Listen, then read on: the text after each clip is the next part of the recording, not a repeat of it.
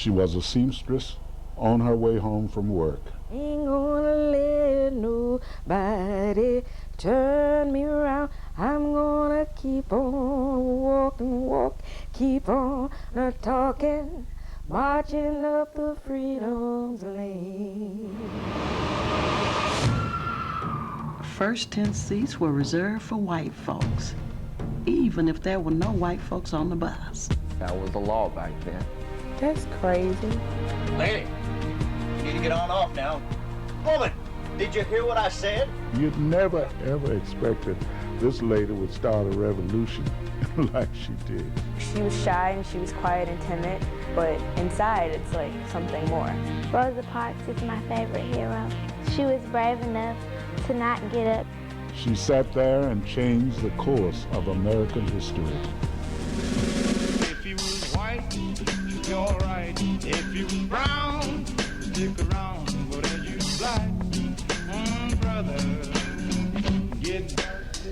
As far as I can remember, I resisted the idea of being mistreated and pushed around because of my race. And I felt that all people should be free regardless of their color. I was a motorcycle patrolman at that time, and I was close by. The driver did point me out, and he said, "Back."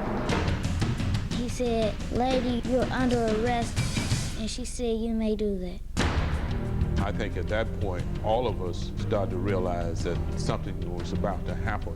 The word got out like wildfire. I said, "Miss Parks has been arrested. Stay off the bus." Stay off the bus. Stay off the bus. Do not ride the bus. And I remember walking and the excitement and the novelty. We're gonna walk to school today. We knew that was something big happening, but we didn't know what. That first mass meeting at the Whole Street Baptist Church was one of the most incredible experiences I ever had in my life. On the 5th of December, 1955. I had never even heard of Dr. King. Martin Luther King was really the new kid in town. But as I said, there comes a time.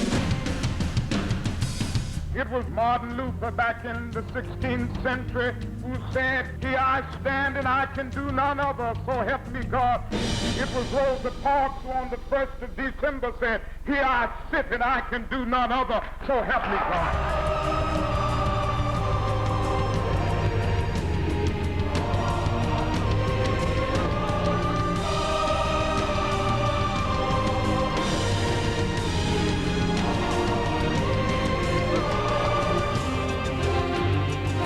There was a rally of whites that filled the Coliseum. One guy got up and said, "We're going to teach Rosa Parks a lesson." For several weeks now, we have been involved in a non-violent protest. Even if we have to receive violence, we will not return violence. The elderly gentleman working for my father was beaten to death on the street by the police. It was a mean, ugly time. The Ku Klux Klan came right down the middle with their firing bullets right past Mrs. Parks' home. There was one night that bombs were going off at all churches. We were afraid they were going to bomb Dr. King's home. Dr. Martin Luther King drove up in his taxi and stood at the front doorstep. Our aim must never be to defeat or humiliate the white man, but to win his friendship and understanding. We will have walked in vain. I was born. At the end of the boycott, our 11th grade teacher stood up and announced, "The Supreme Court has just struck down segregation." And we all stood up and applauded.